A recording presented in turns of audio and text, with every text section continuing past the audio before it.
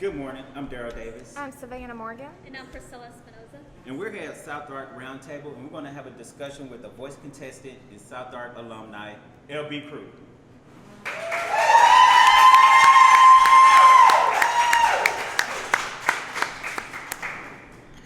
All right. Okay.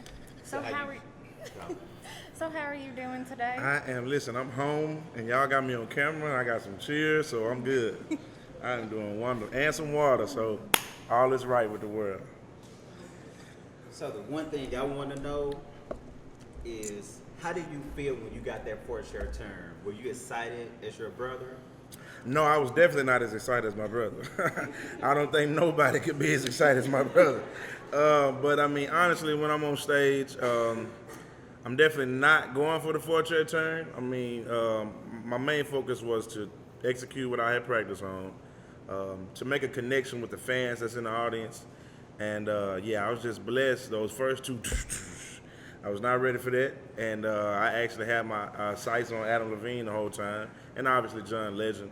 But yeah, to get the fourth-year turn was an extreme blessing. But to answer your question, no, I was not excited as Gregory. You can see that in the comments on YouTube. Oh, speaking of Gregory, what was one of the most embarrassing moments that you've had with him as a child? All right, I'm ready for this. All right, you ready? You ready? Okay. So when you siblings and you close apart, you might take showers or baths together, And this incident, we had got out of the bathtub. We had a heater, cast iron heater, in the bathroom. And Gregory is one of the nicest people you're gonna meet now. But man, when he was a baby, that man was, I don't know what was going on with him. He was brutal. He was mean. And I just remember trying to warm up by the heater. And as mean as he was, he come through and put both hands on me real good and pushed me back. And I got like a little scar on my rump right there on my left cheek from Gregory. So thank Gregory for that though. But love him to death. Yeah, we fought good as kids, but he's probably one of the nicest guys you're gonna meet now. Well, speaking of memories, what is your fondest musical memory that you have? Fondest musical memory. It's gonna be a toss-up between a pep rally where I was thrusted onto the floor and had to sing in front of thousands, or I probably will hang my hat on one of my brothers, Belan, my youngest brother. He plays the piano, so I'm probably gonna hang my hat on one of those moments. One of his recitals where me, him, and my brother Gregory probably all played together. I think those moments are really special to me, and so I think I'll just hang my hat on those. So is your entire family musical? My dad would like to tell you he probably could sing back in the day. He can hold a note. My mom is a beautiful soprano. I never met my grandfather, LB. That's where I get my initials from, where I get my name from. I never met him, but I heard he was a crooner as well. But a lot of my mom's side of the family, we definitely come from that down-home Southern Baptist, deacon on the floor singing type deal. And so, I would like to say there's plenty of musical talent running throughout my family somewhere. So you're just musical all around. Well, I was blessed. I mean, I can't help it. It's nice to be blessed with looks and voice. Well, Greggy got the looks. I'm just picking up the slack, I guess. All right. So what drew you into the music industry? Like I said, I was here in the pep rally. I mean, I've always loved to sing. Just love to sing. I think when you have a gift like that, you don't have to go hard looking for it. It kind of finds you. And I was at a pep rally at the high school once, and we had an It's a God thing or something like that. And there was a motivational speaker. He asked for 2 audience members to get up and come to the floor to sing R. Kelly's I Believe I Can Fly.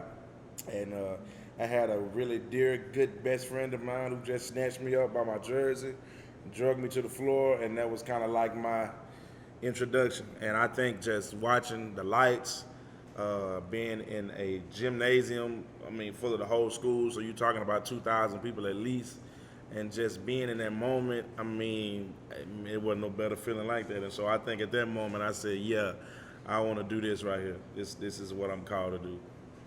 Okay, so people get inspired by a bunch of different things when it comes to music. So what CD do you have in your radio right now? Well, I hadn't bought a CD in a while. Well, you know, I tell you what, Alice 107 gave me a few CDs. They gave me Ariana Grande's. I got some Kendrick Lamar. I think I got some Maroon 5. But as far as drawing inspiration from music, I think one of the very first CDs I bought was a Tank CD.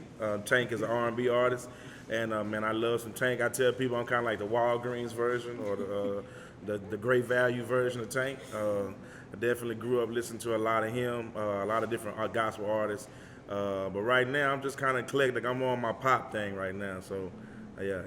Well, you can't go wrong with some Maroon 5. That's You what cannot. I grew up on. Well, you know, I got to shout out to my coach. Speaking of your coach, I wanted to know, Monday night, as everybody knows, what were you feeling when Adam was debating on his decision? If you look at the episode real tough, right before they asked Adam who he want to pick, I just take a deep breath, and at that point, it's like, okay, whatever happens, happens. I think as a musician, as a performer, you just got to leave it on the stage, you know, and so I just gave it my all. I enjoyed the performance. That was one thing. It was a stark difference between the blind audition and the battle round. Blind audition was so emotional. It was just so, you know, awe-inspiring. And the battle rounds were just a little more fun. I had so much fun in the battle round. I think that's the main thing I wanted to convey. It's just me having fun, enjoying doing what I do. And, you know, Sierra I love Sierra to death. Sierra Dumas was my battle round partner. And just really love her to death. And once you get to know a person like that, at that point, my battle round wasn't so much, man, let me send this person home. It was really, let's put on a good show, let's put on a great performance, a duet, let's compliment each other well. And to be honest, I mean, I'm being 100% honest, I would have been just as happy for Sierra if she had made it past and I had ended the show early. I'm just thankful that I had a little favor, and Adam saw something in me that he wanted to keep on the show. And so I'm just grateful for that. But I kind of, you know, I kind of had a little solace and just was like, whatever happens, happens, you know. So I take a deep breath, and you never know with these shows. And so I was just expecting to hear whatever from him. And he said my name, and I'm just grateful for that. Okay. What was it like going from a small town such as El Dorado, where there's only a couple thousand people, to a humongous town in California? El Dorado has been great to me. I have so many life experiences from here. You know, we're from the South, so we definitely got this Southern hospitality that you don't really find elsewhere. But a friend of mine put it in perspective for me in Little Rock before I left. He's in the band, Evan, plays the bass. And he said, you're going back out to California, just understand that you can fit the entire state of Arkansas inside California. And so that definitely put things in perspective that, okay, I'm in a big state. And so, no, I just take the home values that I have. You know, California is a busy place. Everybody gluten-free and vegans. so I'm always getting, I mean, I had probably like an hour sermon from this woman, like telling me what cows go through and I shouldn't drink milk no more. And she almost had me, but I like a good steak. And so, I mean, it was just, I took El Dorado with me. You know, it's something that's a part of me. And I think that's kind of what makes me unique, and it's kind of what stands out about the show. You kind of see that down home side of me. I don't take things so seriously. Obviously, the opportunity is important to me and it's serious, but one thing I try to do is enjoy the moment. You know, I try to enjoy every second of the ride. Obviously, with thinking proactive and thinking ahead of, okay, what's next? But it's definitely important to enjoy the moment. So you haven't had some really good sweet tea in a while? Nah, not out there. They don't put no sugar in it. So, you know. All right, so what's an average day for you then? One of the busiest average days is probably 6 a.m. wheels up. That means it's time to go somewhere. Wardrobe fitting. We probably go through 2 different fits, a few different outfits. We'll take pictures. From there, we'll probably do a few interviews, and then we may have an on-camera or off-camera band rehearsal. Honestly, the voice doesn't really like jam-pack you with so many things during the day that it's hard to catch up with yourself. you're going to have busy days where you probably 7 to 7, 12, 13, 14. I've had some 15, 16-hour days. I've actually had some 18-hour days, but I mean, it's not bad. I mean, there's no business like show business. So I'm actually kind of lucky right now. I think after this, it's all going to pick up. Okay. I think the voice is going to be the easiest thing once everything takes off after that. My schedule is going to be kind of tight, and Greg had to come pull me by my arm, get me to my next interview or something. So what do you do during your free time during all that? Well, be honest, I read. I try to keep some word in me, to be honest. I don't hang with really large numbers of people, but there are certain people that I'm close with, and just kind of catch up on some good food. Try to find some approved places that we can go and kind of network a little bit. But honestly, I'm mostly focused on whatever that next song is. I'm living that next song to the core, and I'm trying to figure out exactly how to make it mine. So I'm going and signing in so I can get a practice room, or if it's me and Sierra, I'm saying, hey, you want to practice? You want to do some stage choreography? You want to, and so definitely, like I said, you want to enjoy every moment, but we got a task in hand too. So I'm trying to think about that next round. So. Yeah, I like that little groove that you did Yeah, when you yeah, added yeah, to that yeah. song. I showed it to my brother. He was like, "Oh, Yeah. yeah, there you go." Saucy. I'm dripping. So during before your performances, most people normally get nervous because normally we have students who take public speaking. So what advice would you give them to make them handle their nerves a little bit better? I think, let me see, for my English majors, you're never not going to be nervous. I think if you get nervous, that's what you're supposed to do. If you want to do a good job, there's going to be this thing in your mind to say, man, I really want to do a good job. I really want people to like it. I really want to hit this note right. And so nerves are going to always be a part of it. I don't think I ever want to be to a place where I'm not nervous, but I think as a musician, as an artist, as a person that's going to be speaking in front of people, the biggest thing is eat those nerves. That's what I would say. I would just tell them, eat those nerves, and tackle it. You're going to be nervous. I'm nervous right now. But no, it's just embracing it. Man, those light, man, he look just like you. Well, they say some people do look alike. That's my twin brother. Okay, He got but me about 32 minutes. yeah, blew my, That's it. oh, had double take. But yeah, I think as far as nerves go, man, I especially was nervous on the blind auditions. You kind of get a little bit easier. You awestruck when you see John Legend and Adam Levine and Kelly Clarkson and Blake Shelton. The second time was a little less awestruck, but you're still awestruck.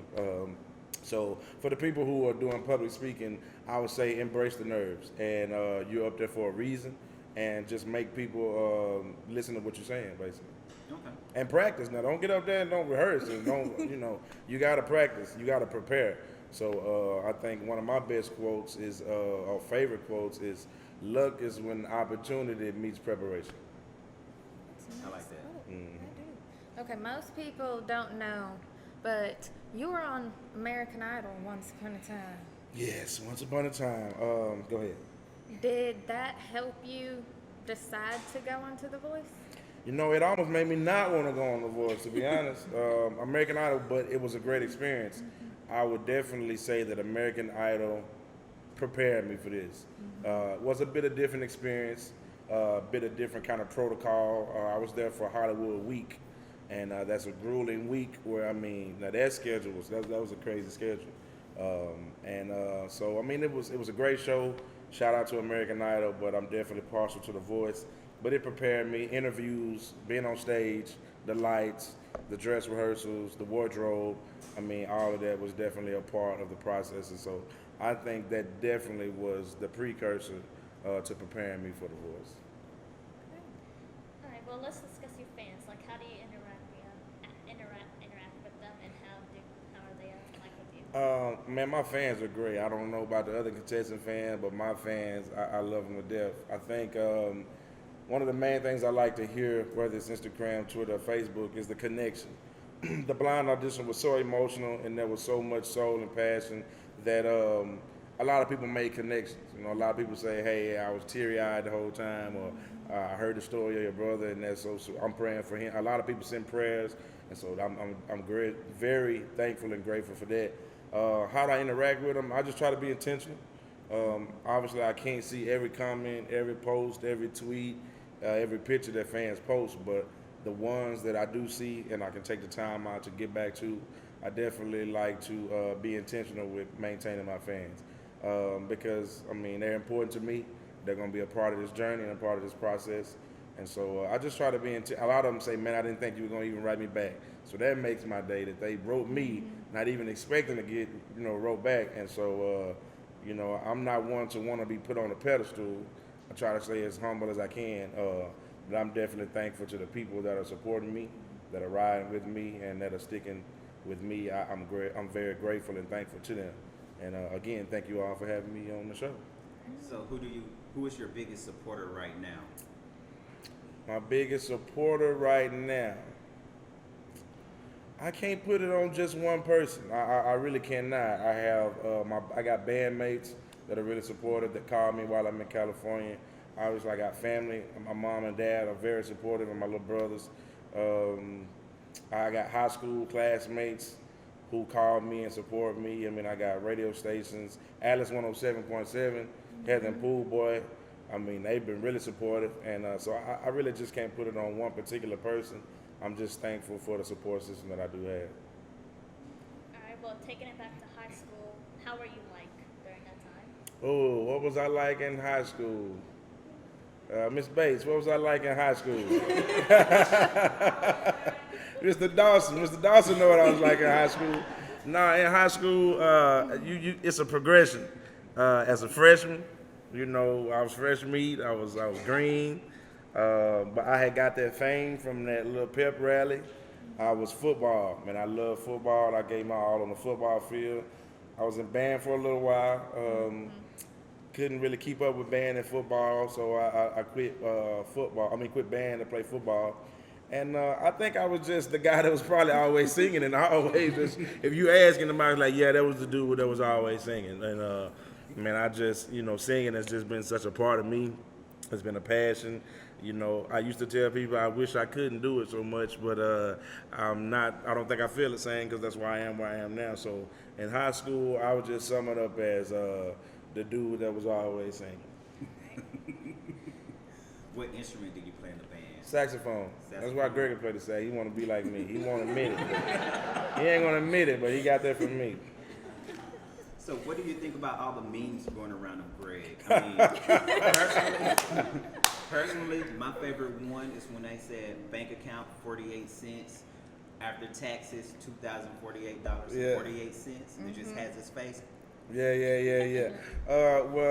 Most people don't know, but the reason those memes are out is because I got an older brother by the name of Jeremy Fike. Yes. And so he was, it's good that you got an older brother that can tease and poke fun at the younger brother, and you got a younger brother that can take it on the chin so well. But yeah, the memes were hilarious, and the Facebook comments, I mean, everybody pretty much was the same. It was like, if you're not supporting me, like Greg supporting LB, I don't want you on the team. And so I am definitely thankful. My parents couldn't come out. My mom and Belen were going to doctor's appointments. My dad wasn't physically well enough to just be on flights and vacation like that. And so to have Gregor there, to have somebody in your corner rooting for you so hard, I mean, that's a blessing. And so I'm just thankful that he was there. And you see, obviously, he was holding it down for me. So I appreciate that. Oh, yeah. I appreciate it. I think he probably has one of the best reactions of The Voice season 16. Yeah. I'm pretty sure he just probably in got general. I definitely say he probably got the best reaction all throughout all 16 seasons. I watch some of the international voices, some over there in the UK and stuff, and I see some of the family, and I'm like, yeah, they need a Gregory on their team. Yeah, definitely need a G Money. Okay. All right. Am I doing okay so far? So far, so Yes. good? So far, so good. So, being on The Voice, how would this change your experience? And what would it be like if you end up not going to the lives and not end up winning season 16? Like I said, I think the whole time, what I've been doing is just enjoying every moment. NBC has been great. There's really not many other platforms for free that I will get this kind of exposure and this kind of publicity. And so, I mean, just if they would call me and say, hey, I know we said we're gonna take you to the lives, but you can't come. I say, hey man, dang, I sure appreciate that, but thank you so much for the opportunity so far. And so, I mean, I've just been blessed so far, and the stage has been great. As far as lives go, I fly out Sunday, and so the next time you see me on TV, it will be live. And so I really need the petition votes, really need people to vote for me. So when y'all share this, please tell people that LB Crew needs your votes. But man, I wouldn't be mad at all. I could not be upset or disappointed in anything that happens after this. I mean, this opportunity has been so amazing. I've been so blessed, and I thank God has gone before me, and He has paved the way. And so I tell people often, I want whatever He got for me. And so whatever that is, I'm ready for it. I mean, if He sees fit for me to win, He gives favor with with Himself, and then with man, I take that too. He might have another route for me. So I'm not just so, obviously I want to win. I'm in a competition, and my heart and mind are focused on winning. But man, I'm so blessed right now. I wouldn't be disappointed, at all if I didn't win the show. So what are your goals after The Voice? Are you just going to ride the waves? No, we actually gonna turn into a wave, man. We want the whole thing. One thing about American Idol, since I didn't get as much airtime, it was kind of hard to keep that momentum just pressing. Mm-hmm. But man, like I said, NBC has blessed me so much to give me. I mean, I'm primetime television right now, and so yeah, we want to keep that wave going.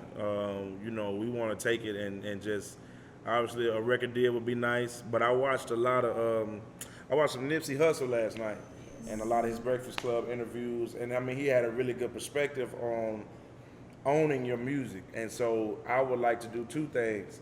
I would like to keep my music career pushing, stay relevant with my music, write music, record music, but I would also like to learn a lot more about the business side of things, how I can own my music. I really want my own publishing company. I want my own recording company. And so, I mean, that's so much that I want on the business side of things. But I think right now I would just take whatever came to me. Well, I would take the best that's coming to me, because you're going to have so many different people coming in so many different directions. I definitely want the best record deal if that's what's possible. But I kind of want to actually research and study this independent route. I mean, I don't need all the money in the world, and I really don't have to be rich and famous. I could be rich. I'm so much about famous. I'm really not really worried about that. But I say that to say I definitely want to be able to create some generational wealth and own my own music. I want to write, produce, and own my own music. And so that's really one of the main goals. And so publishing is really important to me, and just the right deal. So after The Voice is the right deal. That's what I want. Okay. So this is just a stepping stone to the future. Yeah, it is. Like I said, man, I want everything God has for me. I mean, if it's His will for me to win The Voice, I'm gonna take it by the reins and I'm gonna win The Voice. And but whatever happens, I'm giving it my all anyway, and I won't be disappointed. This won't be the last time you see LB Crew, so I'm trying to be a household name. Okay. So after The Voice, winning or not, what would you take from Adam? Adam Levine has been a great coach. I mean, from the very moment I stepped on stage, there was things that he wanted to fix or correct or improve, rather. Holder and Kathy Lee was like, no, don't touch him. Kelly Clarkson said the same thing. But I was okay with the critical analysis and the structural criticism. I want to be better. And I want to be better every phase of the way. So stage presence, vocals, looks. I'm going to do some more vocal training. Definitely want some more professional vocal lessons to get the technical stuff down.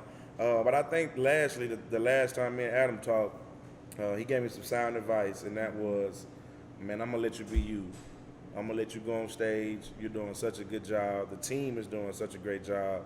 I don't want to impede on that. So I'm going to let you do you on the stage. If there's something I need to say or pick up on the way, then I'll do that. But he's been just so supportive of me being me. And I think that's one of my biggest goals on the show, is to be as transparent I can be so that people can look into me and just be myself on stage. I'm so thankful for the battle round.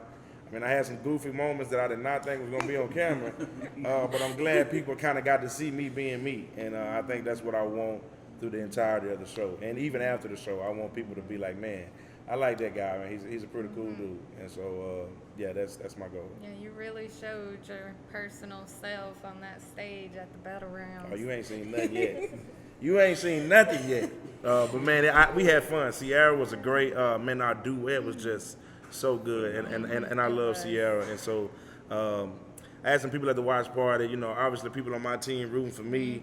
And they're like, yeah, send her home. And hey, hold on, wait a minute. You're going to have to get off of Sierra like that because we both chasing a dream. And so you have to think about that. Every contestant that you see on The Voice, I mean, we're all just chasing that same dream. And I don't want to be the one that sends somebody home from chasing that dream. And so, I mean, it's been a blessing, though. Hey, you might have to go that way, man. One of my favorite I parts. thought it was a fire or something. I thought we had to get out of here. So how did you handle mistakes during the performance? I haven't seen you make too many yet. You seen me make some? Well, no, I haven't seen, of course not. You know, you're doing an excellent job, but how would you normally handle a mistake during the performance? You know, I think I had a dream about that last night, or maybe I was asking myself that. I think you just kind of have to, it's like a quarterback when he throws an interception. You got to have a real short memory.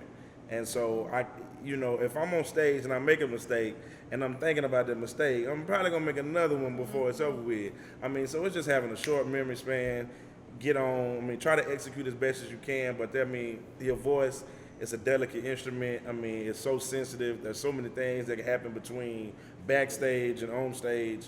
And so, I mean, you know, I try not to think about the mistakes, but if there was to be a mistake that I made, I wouldn't try to. I used to direct choirs.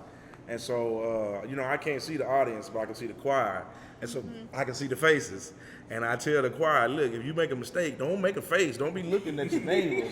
You know, keep smiling and just keep pressing through because the camera's gonna pick up all of that. So I'm pretty sure this is what's gonna happen. If you see me make a mistake, I'm probably gonna see the biggest smile on my face you ever saw, because I'm just gonna smile through it and keep pushing. So that's how you gonna know I made a mistake, is if I'm cheesing from ear to ear. Yes. One of my favorite moments, besides Gregory being himself, was when Kelly was like, "Oh, don't make me take my earrings off." She was fighting for me. Kelly's great. She definitely had. She was the first one to turn around. So I definitely have a special place in my heart for Kelly. She has a great team. She really got some hard hitters on her team, and I'm just excited to see what happens when we get back. Yeah, you're gonna have to look out for her. She did win the last two. Yeah, she did. I mean, you know, some people start on a team and end up on another team, so I'm not opposed to it. But I just want whatever coming for me, really. All right. So, what's the funniest thing that happened to you recently? That was, you know, y'all should have sent me that question. Funniest thing that's happened to me recently. You know, I'm a pretty average Joe, I guess. I don't know. We'll come back to that question. Okay. Because I don't know. I mean, I have fun every day. I mean, and I'm kind of corny. So, like, the smallest things be so funny to me.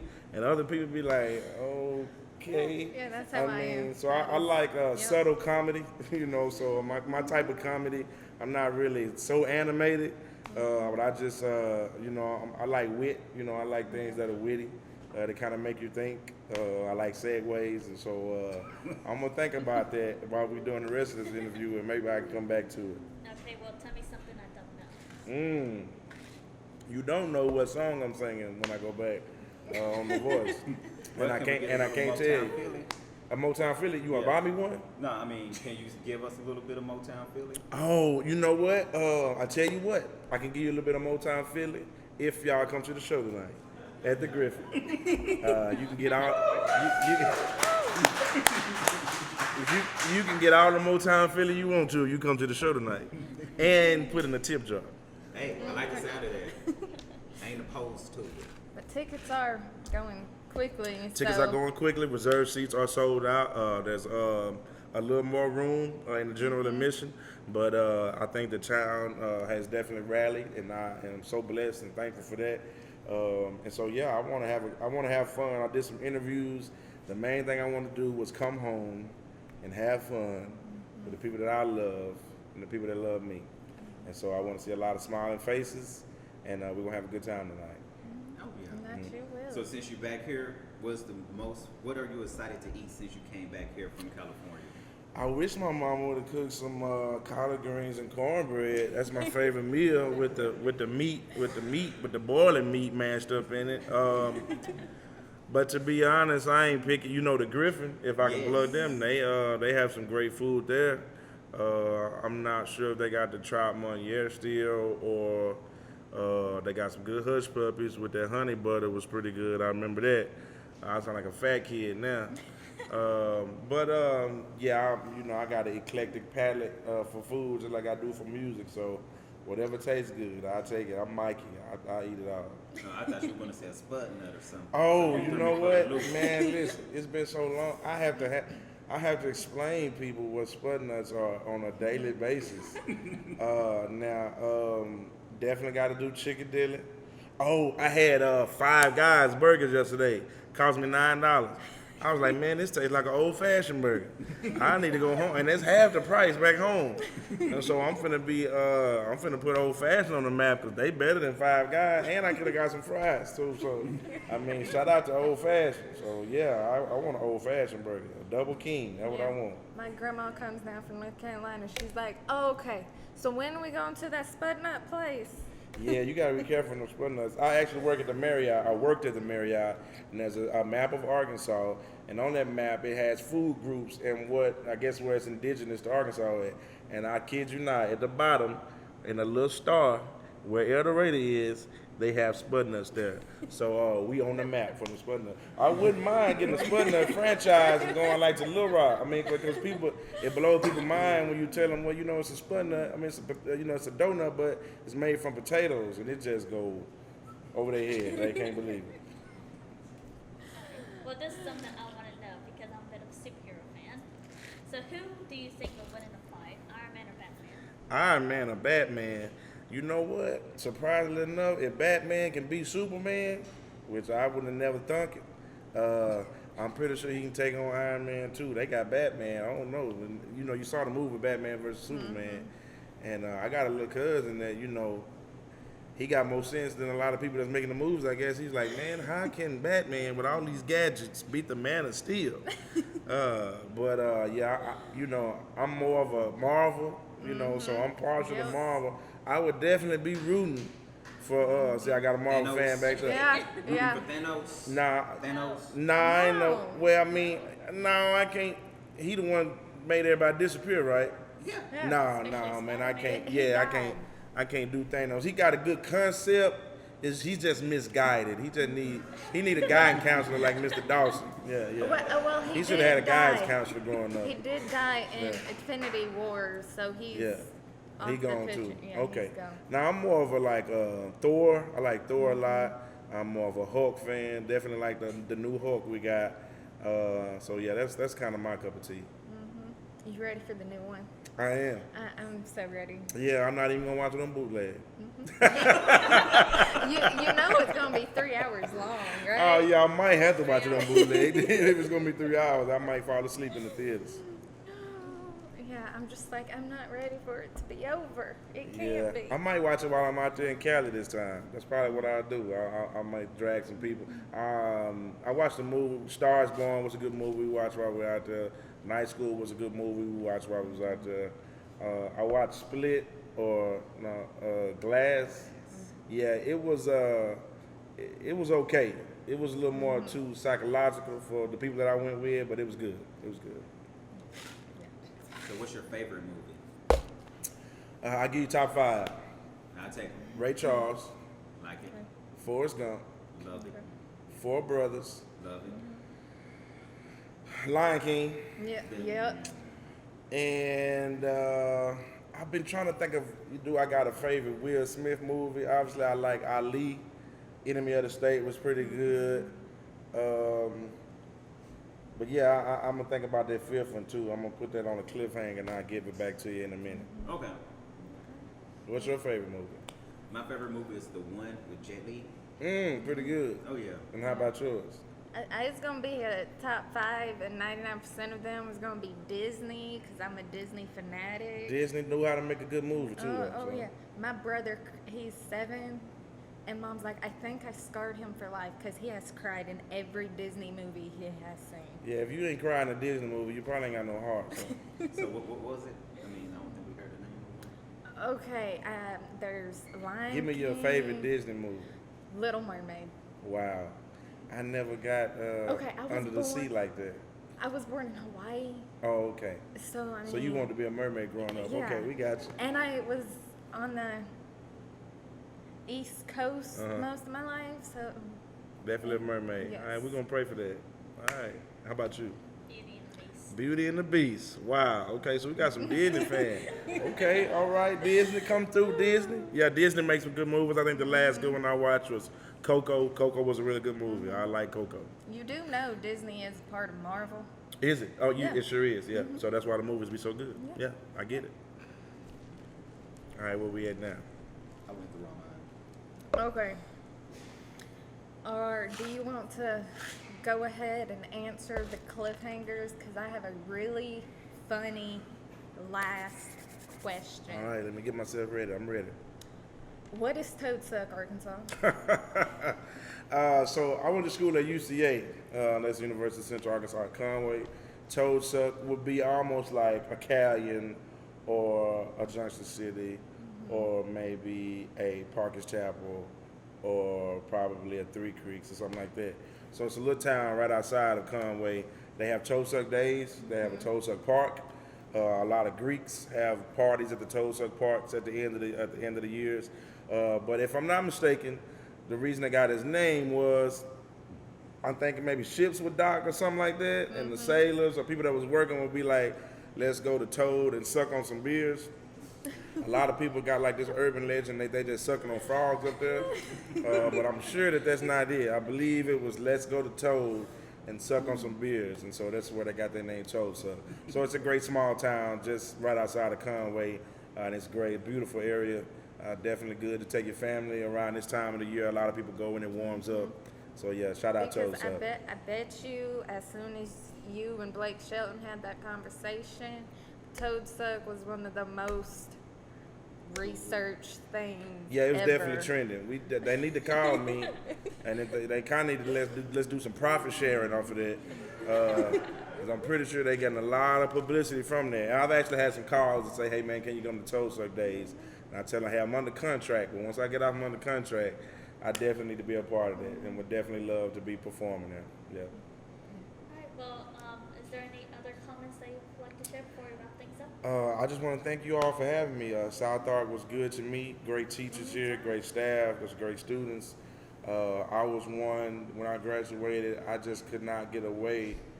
I couldn't wait to get away from El Dorado, but in hindsight, you know, when I was working here, I definitely want to encourage people to come to South Ark, man. I mean, the classroom sizes, the amount of attention you're going to get, the resources that are here. I mean, it's a great school. It's steady growing. I mean, beautiful campus. I am so proud of my city, and I'm just glad that they're proud of me, and I thank y'all for having me on the show. Oh, No, anytime. That's good. So we're part of the EMA program, and we Okay. got something for you. All you know, right. for taking your time out of your day and talking to us.